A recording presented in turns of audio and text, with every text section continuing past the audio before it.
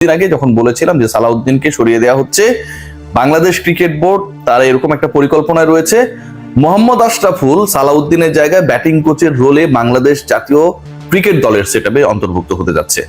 এরপরে মূলধারার গণমাধ্যম এটা গুঞ্জন, ভুয়া, গুজব এরকম অনেক নিউজ করেছে, অনেক টাইপের ট্রলিং করা হয়েছে, আমাদের সহকর্মীরা এটা করেছে সবচেয়ে বড় ব্যাপার যেটা। এবং ফাইনালি দুদিন আগে মোহাম্মদ আশরাফুল জাতীয় দলের ব্যাটিং স্পেশালিস্ট কোচ হিসেবে অ্যাপয়েন্টেড হয়েছে। এখন তারা সবাই পোল্টি মেরেছে, কিছু করার নেই, এরকম পোল্টি তারা বহুবার মেরেছে। এরপর আমি যেটা বলেছিলাম যে সালাউদ্দিনকে সরিয়ে দেওয়া হবে, তাকে অপশন দেওয়া হবে যে তুমি এইচপি বাংলাদেশ টাইগার্স এই যে প্রোগ্রামস গুলো রয়েছে বাংলাদেশ ক্রিকেট বোর্ডের আন্ডারে, এইগুলোতে কাজ করবা, ন্যাশনাল টিমের ধারে কাছেও তোমাকে আমরা রাখতে চাই না। বাংলাদেশ ক্রিকেট বোর্ডের পরিকল্পনাটা আমি যতটুকু জেনেছি তেমনটাই, এবং এই পরিকল্পনার মধ্যে আমি কোনো ভুল দেখি না, কোনো খাত দেখি না।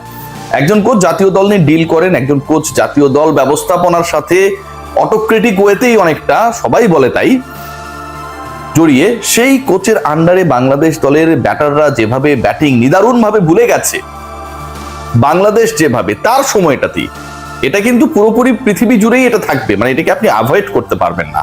তার সময়টাতেই বাংলাদেশ দলের র্যাঙ্কিং ওয়ানডে ইতিহাসে গত 20 বছরের মধ্যে সর্বনিম্ন নাম্বার 10 চলে গেছে।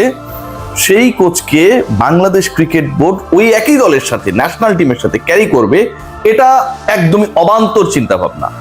আমিনুল ইসলাম বুলবুল আর যাই হন, অন্তত প্ল্যানিং এর জায়গাটা তিনি বোঝেন, ক্রিকেট ডেভেলপমেন্টে দীর্ঘ সময় তিনি কাজ করেছেন। সো ফ্রম দ্যাট কানেকশন সালাউদ্দিনের জায়গাটা জাতীয় দলে থাকছে না।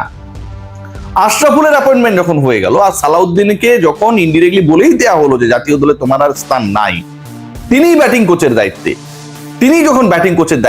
তিনি বাংলাদেশ কোচিং সেটআপে থাকা অবস্থায় যখন আরো একজন ব্যাটিং কোচ নিয়ে আসবেন, তখন এটা বলতে অপেক্ষা রাখে না যে তোমাকে আর আমরা রাখতে চাই না, তোমার কাম ভাই যেটা সেটা তুমি করতে পারছো না। বাংলাদেশ ক্রিকেট বোর্ড সবশেষ বোর্ড সভায় আনুষ্ঠানিকভাবে মোহাম্মদ সালাউদ্দিনকে এটা বুঝিয়ে দিয়েছেন।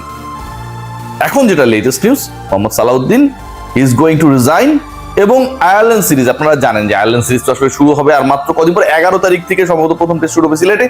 এন্ড দেন আমাদের গ্রেটেস্ট ক্রিকেটারদের একজন মুশফিকুর রহিমের 100তম টেস্ট ঢাকার মাঠে অনুষ্ঠিত হবে, তারপরে টি20।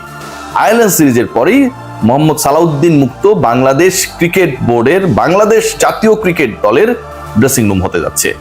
এই যে সালাউদ্দিনের কাছে কোরামবাজি, সালাউদ্দিনের জন্য সিন্ডিকেটের যে প্রশ্ন, যে বিতর্ক তৈরি হয়েছে সময়ে সময়ে, এবং সেটার মানে স্পষ্ট প্রমাণ আমরা পেয়েছি, এটা অন্তত এই আগলি এই ডার্টি পিকচারটা বাংলাদেশ ক্রিকেট থেকে সালাউদ্দিনের যে চলে যাওয়া, এটার মাধ্যমে কিছুটা হলেও দূর হবে বলে মনে করা হয়। বিকেএসপির সিন্ডিকেট, প্রিয় ক্রিকেটারদের সিন্ডিকেট, কুমিল্লা ভিক্টোরিয়ান্সের সিন্ডিকেট, অন্য কোনো ফ্র্যাঞ্চাইজির ক্রিকেটার যারা বিভিন্ন সময়ে সালাউদ্দিন যেই দলের কোচ ছিলেন তার এগেইনস্টে খেলেছিল, সরব ছিল, তাদের সাথে গ্যাঞ্জামের কারণে জাতীয় দলে ওদেরকে প্রপারলি সুযোগ দেওয়ার ক্ষেত্রে বাধা তৈরি করা, এই যে অভিযোগগুলো নানা সময় এসেছে, ইভেন বিদেশি কোচের সামনে যে আমার ন্যাশনালিটি না, যে আমার বাংলাদেশের নাগরিক না, আশরাফুলের নিয়োগ নিয়ে আশরাফুল বাংলাদেশ ক্রিকেট দলের জাতীয় দলের কোচিং সেটআপে যুক্ত হতে পারেন, রিয়াসাত এই নিউজটা যখন প্রথম করলো তার একদিন পরেই তিনি কোন একটা 5 স্টার হোটেলে বসে আড্ডায় মেতে উঠে এটা নিয়ে অট্টহাসা হেসেছিলেন, ছোট করেছিলেন। এই ঘটনাও তিনি ঘটিয়েছেন। সো এই সালাউদ্দিনের জাতীয় দলে থাকার কোনো ধরনের নৈতিক অধিকার নেই, এবং ফাইনালি সেই অধিকারটা বাংলাদেশ ক্রিকেট বোর্ড হরণ করেছে। বাংলাদেশ ক্রিকেট বোর্ড ভদ্র জায়গা, টেকনিক্যালি কিভাবে মোহাম্মদ আশরাফুলকে ব্যাটিং কোচের দায়িত্ব দিয়েছে। আমি মিডিয়া কমিটির চেয়ারম্যান আমজাদ ভাইকে জিজ্ঞেস করেছিলাম এখন ব্যাটিং কোচের দায়িত্বে কে আশরাফুল আসার পর্যন্ত, তিনি এটা রিকনফার্ম হয়েছেন রাজাক ভাইয়ের কাছ থেকে যে কে, বলেছে সালাউদ্দিন। তো সালাউদ্দিন ব্যাটিং কোচ তিনি পাচ্ছেন না, তার পরিবর্তে আশরাফুলকে অ্যাপয়েন্ট করা হয়েছে। আশরাফুলের অ্যাপয়েন্টমেন্ট একদম আতে ঘা হিসেবে লেগেছে সালাউদ্দিনের, তিনি আর তর্স হইতে পারেন না যে ঠিক আছে আয়ারল্যান্ড সিরিজের পর আমি আর দায়িত্ব পালন করব না। এই যে জাকের আলী অনেক থেকে শুরু করে সিন্ডিকেট বাজি, ক্যাপ্টেন তার দলের ক্রিকেটারদেরকে প্রকাশ্য মিডিয়াতে যেভাবে ছোট করে বক্তব্য দিয়েছেন, এর আগেও তিনি এই কর্মকাণ্ডগুলো করেছিলেন। গণমাধ্যম কর্মীদের সাথে তো ওয়ার্ল্ড কাপ চলাকালীন লেগেই গেল, লিটন কুমার দাসের, খালেদ মাহমুদ সুজন সেই সময়টা এসে ক্ষমা চেয়েছিলেন। তো এবার তিনি শামীম হোসেন পাটোয়ারিকে নিয়ে যে ধরনের নেগেটিভ অ্যাপ্রোচে নেগেটিভ কথা বললেন প্রেজেন্টেশনের সময়, সালাউদ্দিনের ব্যাপারে প্রশ্ন করলে বলেন কোচকে গিয়ে খেলে দিবে, পুরো খেলাটাই কি শামীম হোসেন পাটোয়ারি একলা খেলবে? 11 জন আপনারা বাকি 10 জন কি করেন? সেই সময় চুপচাপ, কারণ কুমিল্লা ভিক্টোরিয়ান্সের ক্যাপ্টেন লিটন কুমার দাসকে সালাউদ্দিন বানিয়েছে ইমরুল কায়েসের মতো একজন ক্রিকেটারকে, সিজন ক্যাম্পেইনারকে, চ্যাম্পিয়ন দলের ক্রিকেটারকে সরিয়ে, এবং সেটাও একটা আগলি প্রসেসের মধ্য দিয়ে। বাংলাদেশ জাতীয় ক্রিকেট দল কোনো ফ্র্যাঞ্চাইজি দল না যেখানটা আপনি আপনার ইচ্ছা মতো সবকিছু করতে পারবেন। বাংলাদেশ ক্রিকেট দলে সবাই ইমরুল কায়েস না যে আপনার এগুলোর প্রতিবাদ করবে না। ইন্টারনালি কিভাবে কি হয়, পুরো জাতীয় দলে 4-5টা গ্রুপ তৈরি হয়ে গেছে, সবকিছু আমরা জানি।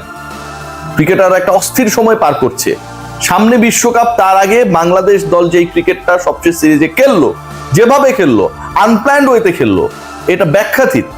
বাংলাদেশ দল যেই নিদারুণ ব্যাটিং ব্যর্থতার কারণে 50 ওভারে খেলতে পারে না, 100-র নিচে অল আউট হয়ে যায়, এবং রেগুলার বেসিসে এই ঘটনাগুলো যখন ঘটে তখন তার র্যাঙ্কিং হয়ে যায় 10th।